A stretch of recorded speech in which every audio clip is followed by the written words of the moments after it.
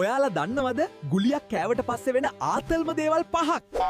දැනගන්න ඕනේ නම් වීඩියෝ එක ඉවර වෙනකම්ම බලන්න. පළවෙනි එක.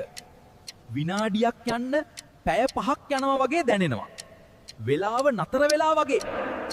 දෙවැනි එක. ලෝකේ තියෙන ඔක්කොම කෑම ටික කන්න පුළුවන් තරමට බඩගිනි වෙනවා. මැටිත් රසයි ඒ වෙලාවට. තුන්වෙනි එක.